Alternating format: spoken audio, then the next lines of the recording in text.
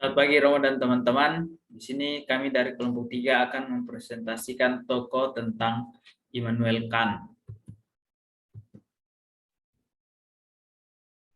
Nah, ini nama-nama kelompok: Petrus Bartolomeus, Celestinus Jas Berhanta, Yohanes Yudi, dan Hilarius Tandibara. Yang pertama adalah riwayat atau biografi singkat dari Immanuel Kant. Ia lahir di Königsberg pada tahun 1724, tepatnya pada tanggal 22 April. Lalu ia sempat menjadi seorang dosen privat karena kekurangan biaya dan keluar dari universitas pada tahun 1746. Lalu pada tahun 1755 ia kembali ke universitas tersebut untuk mempromosikan disertasinya mengenai api, the yin, dan belajar tentang hanilitasi, seperti itu. Lalu pada tahun 1770 ia dikukuhkan menjadi seorang profesor. Nah, ini kritikannya yang pertama dengan judul Kritik der Rein en Vernunft pada tahun 1781. Lalu ia juga menulis Grundlegung zur Metaphysik der Sitten pada tahun 1785. Dan kritiknya yang kedua itu berjudul Kritik der Praktische Vernunft pada tahun 1788. Yang ketiga kritiknya berjudul Kritik der Urteilskraft pada tahun 1790. Ini kemudian tulisan-tulisan hasil-hasil pemikiran dari Immanuel Kant. Lalu Immanuel Kant sendiri meninggal pada tanggal 12 Februari di Königsberg, di kota tempat di mana ia dilahirkan pada tahun 1804. Lalu antara tahun 1755 sampai 1770 ini disebut sebagai masa prakritis, masa sebelum Kant mengkritisi beberapa hal yang disebutkan ada 3 di situ. Lalu apa di balik filsafat Kant? Ada 4 hal. Yang pertama, ia lahir dalam keluarga yang sangat dipengaruhi oleh pietisme. Pietisme ini menekankan kesalehan. Jadi dalam keluarga Immanuel Kant itu ditekankan ini mengenai kejujuran, kedisiplinan, dan kebaikan-kebaikan yang lain. Lalu ketika ia kuliah, ia dipengaruhi oleh rasionalisme Wolff dan Leibniz. Dan selama hidupnya, ia sebagaimana yang kita ketahui, ia hidup dalam masa pencerahan. Dan saat itu yang sedang berkembang ialah paham mengenai universalisme dan romantisme. Lalu pada sepanjang tahun 60-an sampai tahun 70-an ia dipengaruhi oleh skeptisisme Hume. Yang kedua adalah proyek filosofis Kant. Untuk memulai karya-karyanya Kant mendasarinya itu dari 3 pertanyaan mendasar. Yang pertama, apa yang dapat saya ketahui? Nah, pertanyaan ini kemudian ia jawab dengan karyanya yang berjudul Kritik der Rein en Vernunft pada tahun 1781. Lalu yang kedua adalah apa yang seharusnya saya lakukan? Nah, ini kemudian dijawab dalam tulisannya mengenai Kritik der Praktische Vernunft pada tahun 1788. Nah, yang ketiga adalah apa yang bisa saya harapkan? Ini kemudian dijawab dalam tulisannya yang berjudul Kritik der Urteilskraft pada tahun 1790. Lalu filsafat Kant dikenal sebagai filsafat transendentalisme. Nah, berdasarkan 3 pertanyaan tadi, tujuannya itu untuk memeriksa kesasihan atau kebenaran pengetahuan secara kritis, bukan dengan pengujian yang empiris, tetapi dengan asas-asas a priori menurut Kant dalam diri subjek yang berkaitan dengan objek dunia luar dari pengetahuan itu sendiri. Nah, inilah yang kemudian disebut sebagai filsafat transendentalisme. Nah, bagi Kant, penelitian disebut transendental apabila penelitian itu memusatkan diri pada kondisi-kondisi yang murni dalam diri subjek pengetahuan, atau dikenal dengan istilah rasio murni. Nah, pengetahuan itu sendiri adalah hasil sintesa dari unsur a priori yang sifatnya rasionalis dan a posteriori yang sifatnya itu empiris. Lalu filsafat Kant juga disebut filsafat kritisisme. Mengapa? Karena ia mengkritisi beberapa hal, terutama dalam karyanya itu istilah ia mengkritisi dogmatisme, di mana dogmatisme itu menerima rasio begitu saja tanpa menguji batas-batasnya atau syarat-syarat pengetahuan. Nah, tujuan dari Kant filsafat kritisisme ini untuk menyelidiki kemampuan serta batas-batas rasio terlebih dahulu sebelum memulai penyelidikan seperti itu. Lalu yang ketiga, duduk perkara kritik atas rasio murni.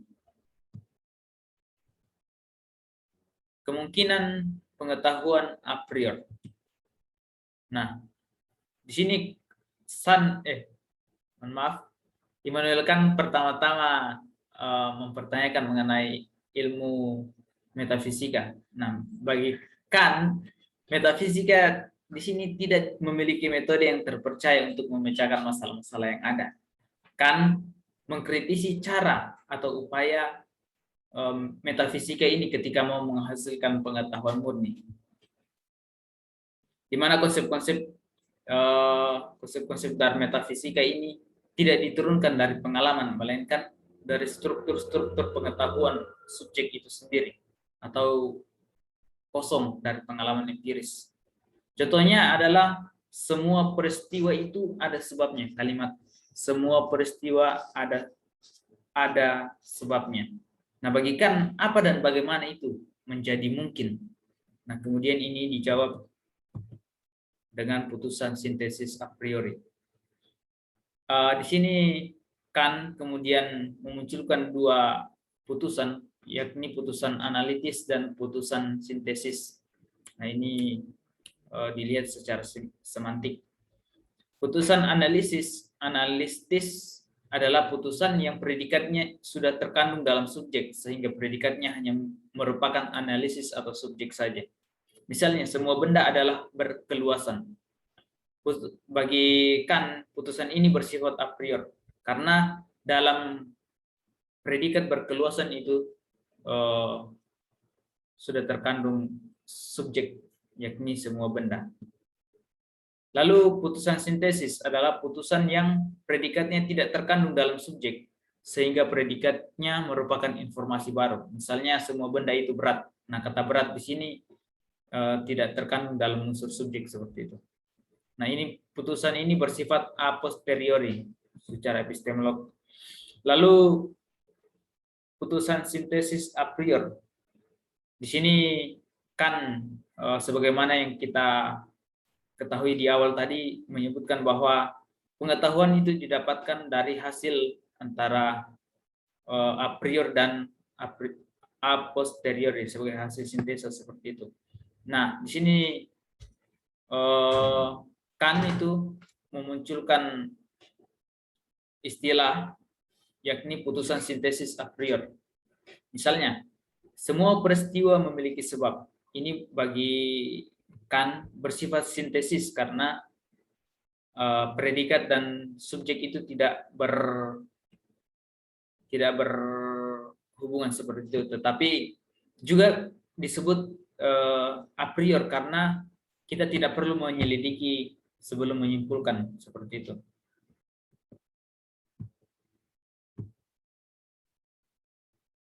Lalu matematika dan putusan sintesis a priori.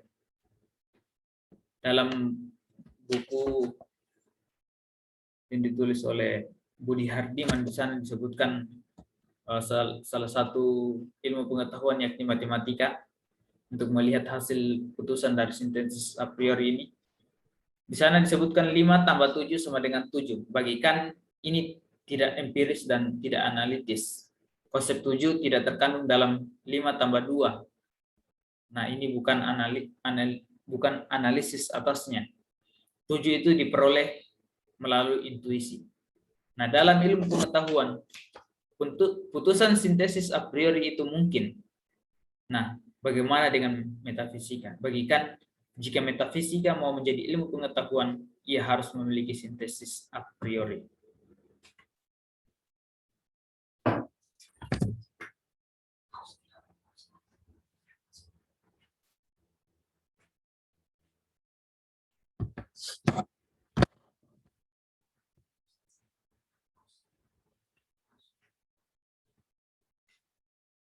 Baik, kita akan melanjutkan pada bagian 4 dari pembahasan tentang Immanuel Kant, yaitu tentang estetika transendental pengetahuan pada taraf indera. Saya akan membahasnya berdasarkan pembagian kata-kata kunci. Kata kunci yang pertama, intuisi indrawi. Yang kedua, forma dan materia penginderaan. Ketiga, das Ding an sich. Keempat, bukti kesahihan matematika. Kata kunci yang pertama, intuisi indrawi. Kant menerima pandangan para filsuf empiris Inggris bahwa pengetahuan berhubungan dengan pengalaman indrawi. Tetapi menurut Kant, tidak seluruh pengetahuan berasal dari pengalaman. Lalu pertanyaannya, bagaimanakah kita berhubungan dengan objek pengetahuan di luar diri kita? Menurut Kant, dalam estetika transendental adalah lewat intuisi langsung. Tetapi lalu Kant mengembangkan bahwa intuisi kita mengandaikan bahwa kita dipengaruhi oleh objek dengan cara tertentu.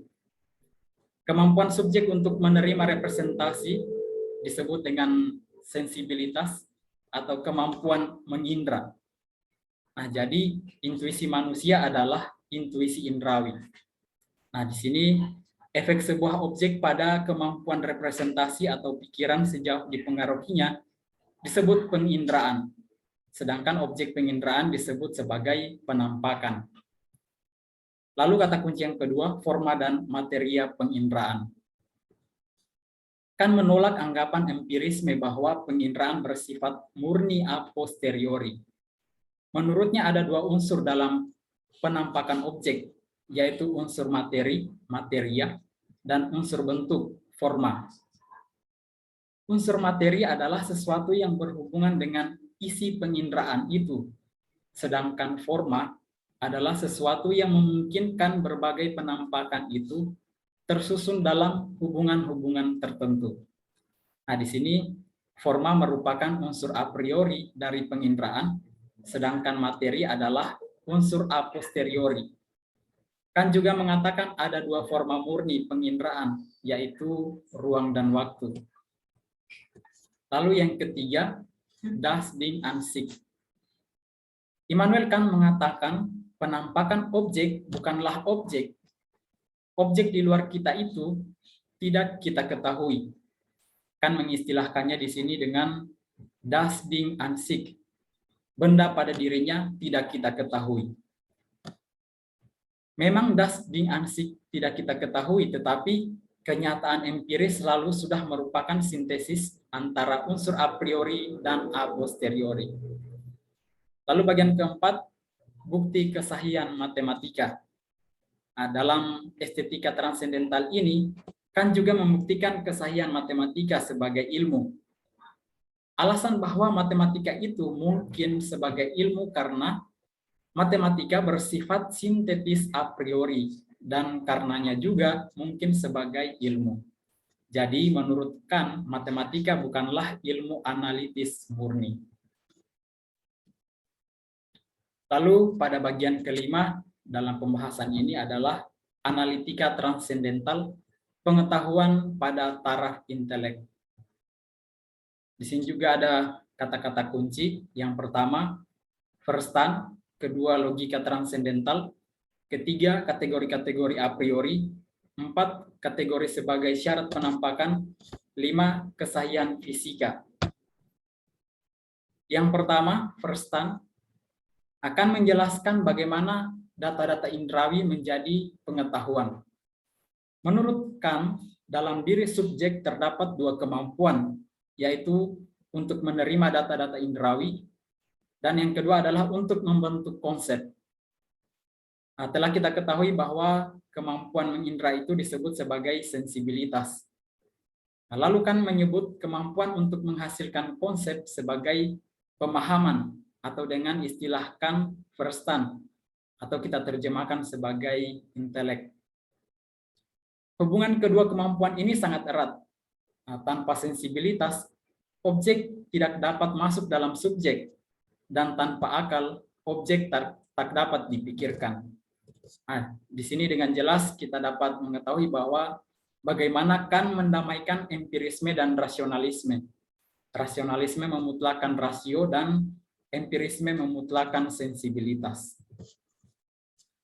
Lalu yang kedua, logika transendental.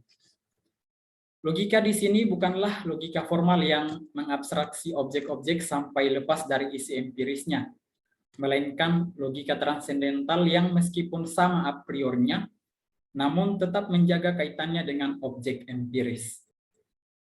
Logika transendental inilah yang menurut Kant merupakan forma a priori dalam akal budi. Lalu pertanyaan dari Kant sendiri, bagaimana unsur a priori dalam akal budi melakukan tugasnya? Di sini akan dijawab dengan kategori-kategori a priori. Akan mengatakan bahwa kegiatan intelek tampil dalam putusan. Intelek itu sendiri adalah kemampuan untuk membuat putusan.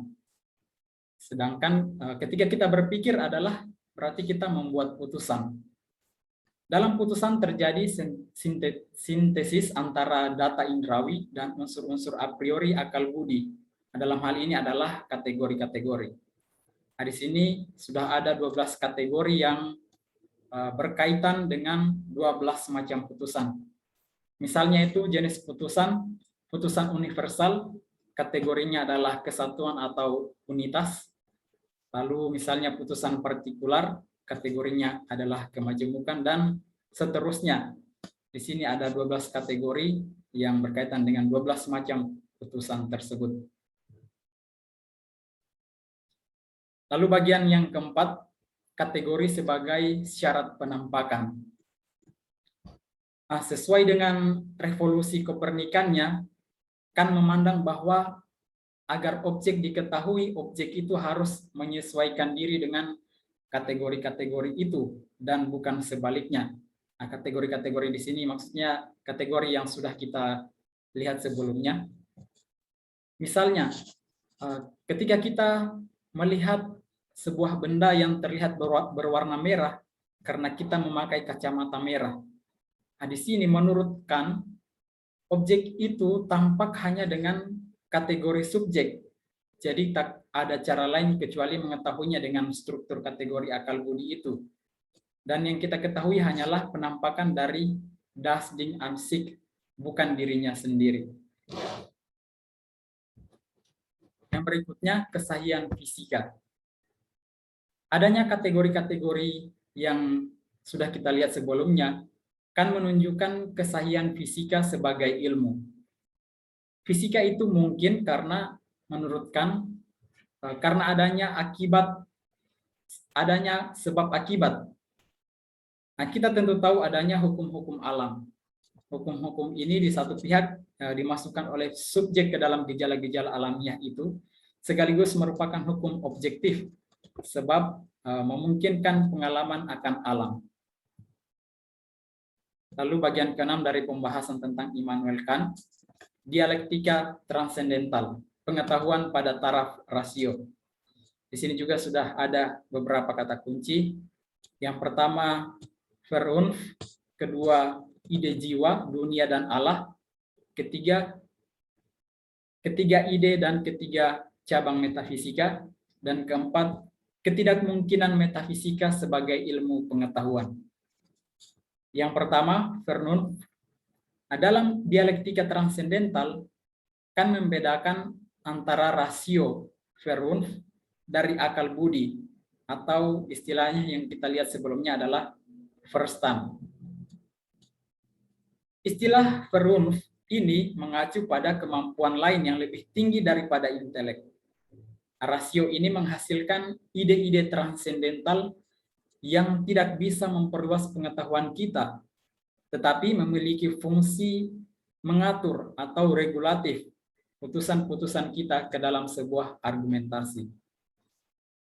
Di sini dijelaskan bahwa rasio menerima konsep-konsep dalam putusan-putusan akal budi untuk menemukan kesatuan dalam terang asas yang lebih tinggi. Misalnya putusan semua binatang itu bisa mati dan manusia itu binatang.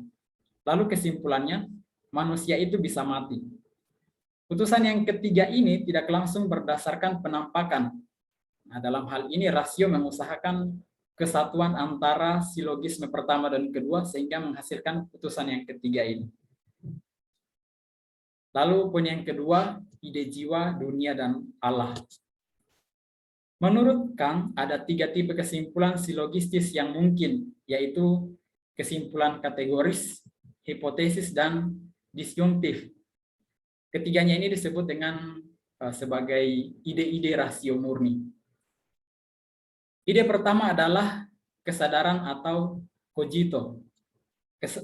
Ide pertama ini yang menjamin kesatuan akhir pengalaman subjek dalam hubungannya dengan dirinya sendiri dan disebut dengan ide jiwa. Lalu ide yang kedua adalah ide dunia. Yang ini menjamin kesatuan akhir dalam hubungan-hubungan kausal dalam penampakan objek. Dan ketiga adalah ide Allah yang menjamin kesatuan akhir dari segala sesuatu yang dapat dipikirkan, entah yang tampak atau tidak. Lalu yang ketiga ide dan ketiga cabang metafisika. Nah, selanjutnya menurut Kant, ketiga ide rasio murni yang dijelaskan sebelumnya itu mendasari 3 cabang pokok metafisika menurut klasifikasi Wolff. Yang pertama, jiwa atau cogito menjadi objek penelitian psikologi. Kedua, seluruh penampakan objek menjadi objek penelitian kosmologi. Dan ketiga, kenyataan akhir menjadi objek penelitian teologi. Lalu selanjutnya akan mempersoalkan apakah dan bagaimanakah metafisika itu mungkin sebagai ilmu pengetahuan. Jawabannya adalah pada poin keempat ini, ketidakmungkinan metafisika sebagai ilmu pengetahuan. Bagi Kant, jawaban atas pertanyaan tersebut adalah metafisika tidak mungkin sebagai ilmu pengetahuan.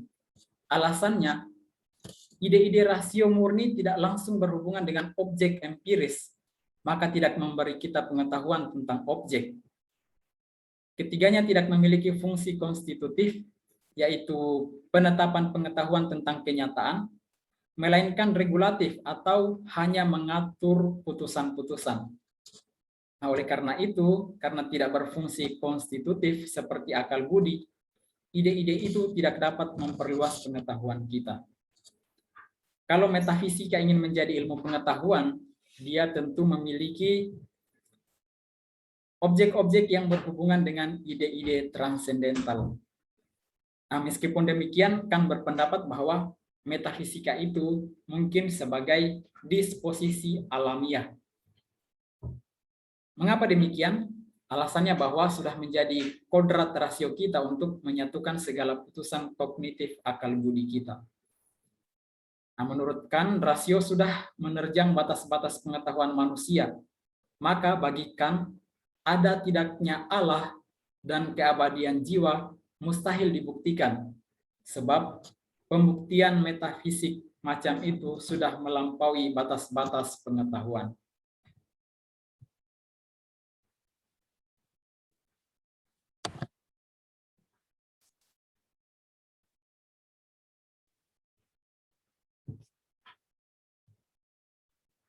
Sekarang kita lanjut ke bagian yang ketujuh, yaitu duduk perkara kritik atas rasio praktis.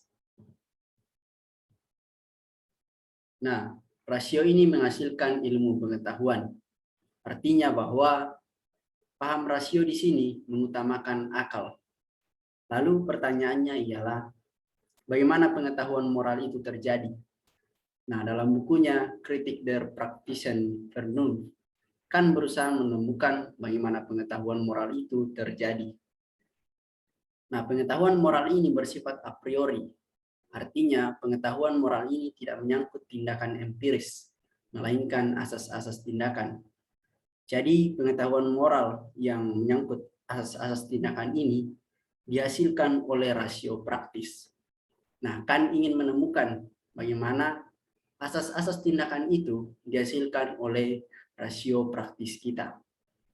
Jadi, rasio praktis ini membuat objek atau tindakan menjadi nyata lewat penentuan kehendak. Sedangkan rasio murni sendiri menetapkan objek lewat kognisi. Nah, tentu saja rasio pada akhirnya hanya satu. Tetapi ada dua cara rasio mendekati objeknya, yaitu rasio praktis dan rasio murni.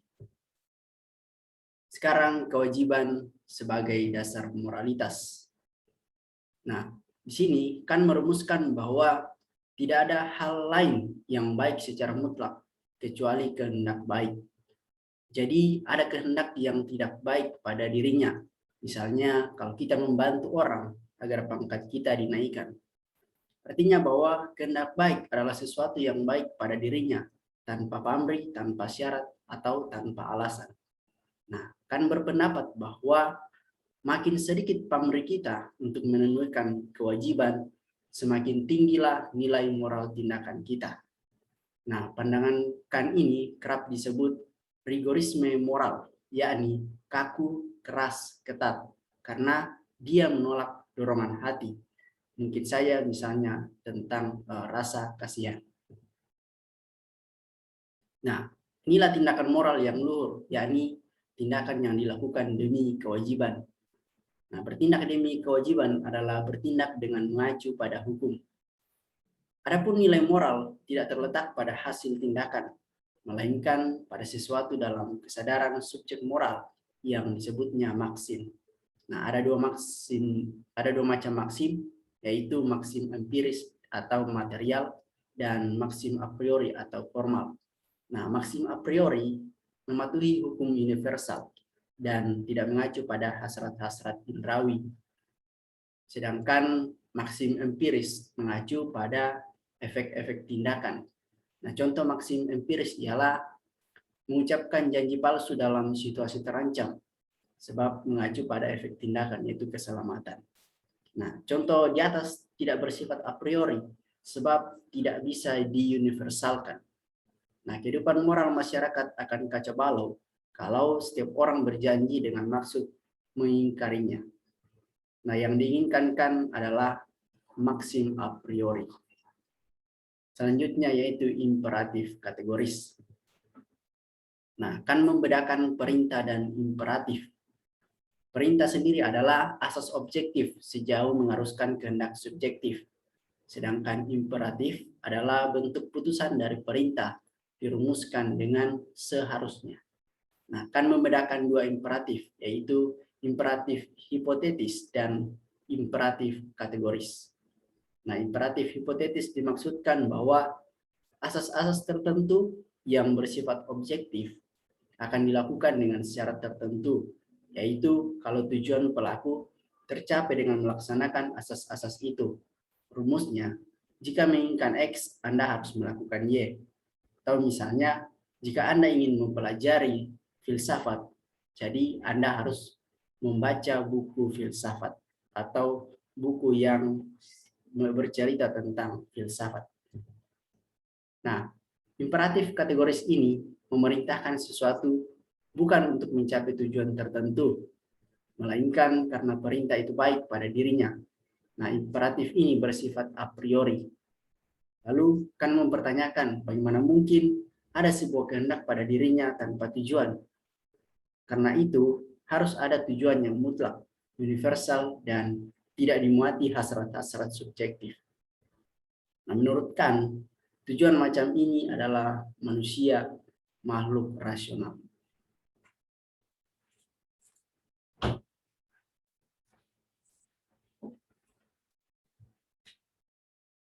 Selanjutnya dari pemikiran Kant adalah 3 postulata rasio praktis. Mari kita lihat bersama.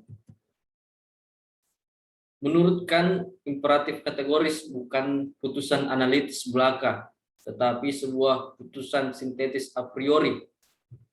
Predikatnya itu adalah isi perintah itu, bukan analisis atas subjek. Atau dalam hal ini, subjek yang dimaksudkan adalah pelaku moral rasional, tetapi harus dikaitkan dengan subjek itu. Jadi putusan itu bersifat sintetis a priori dan praktis. Artinya untuk bertindak, bukan untuk meluaskan pengetahuan tentang objek. Dalam hal ini, idea kebebasan berfungsi sebagai term menengah. Bagaimana keputusan yang seperti saya sebutkan tadi itu, seperti itu dapat mungkin terjadi. Term menengah itu sama dengan menghubungkan predikat dengan subjek. Term menengah tidak terdapat di dunia indrawi atau fenomena. Yang ada dalam dunia fenomena, seperti yang kita lihat tadi dalam pemikiran Kant, adalah kausalitas niscaya atau determinisme.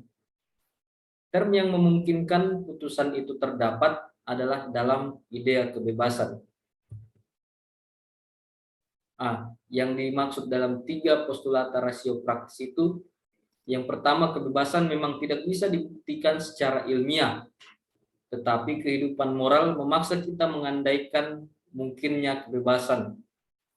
Hal ini terjadi sebab tanpa kebebasan tidak ada tindakan yang bersifat moral. Yang ada adalah ketergantungan mutlak dan keniscayaan. Contohnya di sini yang disebutkan dalam buku ini adalah seseorang karena diancam lalu membunuh. Namun demikian tetap ia merasa bersalah. Rasa bersalah ini menunjukkan tanda bahwa kita sebenarnya bisa memilih. Dalam hal tanda bahwa kita bisa memilih itu sebenarnya ada kebebasan. Kebebasan yang lain itu kita juga bisa tidak membunuh. Yang kedua, immortalitas jiwa juga diandaikan. Menurut Kant, rasio itu cenderung menemukan totalitas yang absolut. Dalam praktis ini disebut summum bonum, artinya kebaikan tertinggi. Kebaikan tertinggi ini mencakup kebahagiaan maupun keutamaan. Hubungan keduanya ini antara kebahagiaan dan keutamaan ini bukan bersifat logis analitis, tetapi sintesis, yang artinya keutamaan menghasilkan kebahagiaan, tetapi juga a priori. Tidak hanya menghasilkan kebahagiaan, tetapi juga a priori. Dalam arti ini, immortalitas jiwa harus diandaikan untuk moralitas. Yang ketiga adalah adanya Allah juga diandaikan.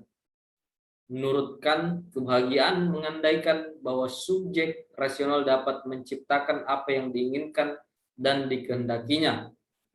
Diandaikan di sini berarti ada harmoni antara alam indrawi dan kehendak kita. Dalam kenyataan kita tidak menciptakan apa yang kita inginkan.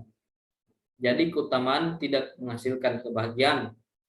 Di sini oleh karena itu harus diandaikan adanya subjek rasional yang dapat memenuhi itu. Itulah Allah. Allah di situ ada untuk memenuhi. Adanya Allah menjamin harapan moral manusia untuk mencapai summum bonum, atau yang disebutkan di sini kebaikan tertinggi. Selanjutnya, kritik atas daya penilaian. Ini juga kritik atas daya penilaian ini merupakan kritik ketiga dari Kant dalam bukunya yang berjudul Kritik der Urteilskraft. Dalam kedua kritik sebelumnya, Kant memperlihatkan kontradiksi-kontradiksi, misalnya antara kebebasan dan keniscayaan, rasio praktis dan rasio teoritis, intelek dan rasio, dan seterusnya. Dalam buku kritik yang ketiga ini, Kant ingin mengatasi kontradiksi-kontradiksi itu dengan suatu konsep estetis dan teleologis. Ini kita lihat bagian-bagian dari buku Kritik der Urteilskraft. Buku ini tersusun atas 2 bagian, yakni kritik atas daya penilaian estetis dan juga kritik atas daya penilaian teleologis. Nah, ini kita bisa melihat ada bukunya di sini, sampul bukunya. Nah, mari kita melihat contoh yang disajikan. Lukisan Salvador Dali yang berjudul Persistence of Memory. Pertanyaan mendasar ketika kita melihat gambar ini bagi kita semua, apakah lukisan Dali ini indah? Indahkah lukisan Dali ini? Nah, kita bisa melihat bahwa sulit untuk menemukan kesepakatan dalam penilaian estetis dalam karya itu. Penilaian estetis itu sama dengan selera atau Geschmack, yakni soal rasa suka atau tak suka, Lust oder Unlust. Selera itu bersifat subjektif, artinya bersifat pada masing-masing pribadi. Nah, menurut Kant itu indah adalah apa yang menyenangkan siapa saja tanpa harus dimengerti mengapa. Nah, meskipun bersifat subjektif, penilaian estetis menurut Kant berusaha memperoleh persetujuan orang-orang lain. Jadilah itu disebut selera murni. Artinya selera itu dimiliki banyak orang. Dalam hal ini, daya kognitif turut bermain dalam persepsi estetis. Disebutkan oleh Kant menjadi rasa suka tanpa kepentingan. Nah, atas dasar ini, orang lalu bisa sepakat bahwa lukisan ini indah. Nah, begitu dia alur pemikirannya. Tambahan bahwa buku ini yang disebutkan ini, yang dikritik ketiga atas yang dilakukan oleh Kant, selain membahas keindahan karya seni juga keindahan alam. Kritik atas penilaian teleologis itu sama dengan tujuan-tujuan alam, sebagaimana tampak dalam hukum-hukum alam dan mekanisme alam sebagai suatu keseluruhan. Nah, alam ini memiliki tujuan, maka penelitian alam menjadi mungkin. Nah, analisis teleologis ini dilanjutkan oleh para idealisme Jerman. Nah, dari beberapa bagian-bagian yang kami sebutkan tadi dalam presentasi kami menemukan kritik atas pemikiran Kant. Nah, dari kelompok kami sudah berdiskusi dan memiliki komentar terkait pemikiran Kant. Nah, ini salah satu kritik kami. Jika pada pemikiran Kant dalam kritik atas rasio murni ditegaskan bahwa kita hanya dapat mengetahui objek sejauh dalam fenomena melalui persepsi indrawi, yang menjadi pertanyaan kami, bagaimana dengan objek yang tidak berfenomena? Misalnya itu Tuhan atau juga keabadian, rasa cinta. Kalau kita secara langsung berpikiran seperti kan bagaimana kita melihat Tuhan ini, padahal Tuhan itu tidak dapat ditangkap melalui persepsi indrawi, misalnya dengan mata atau dengan hidung atau dengan sebagainya. Jadi ini yang menjadi kritik atas pemikiran Kant menurut kami. Begitu juga dengan keabadian yang tidak kelihatan bagaimana fenomenanya terjadi sejauh ditangkap oleh indera, begitu juga rasa cinta. Nah, demikian presentasi kami mengenai Immanuel Kant dan pemikiran-pemikirannya. Atas perhatian dan tanggapan nanti yang akan diberikan, kami mengucapkan terima kasih. Berkah dalam.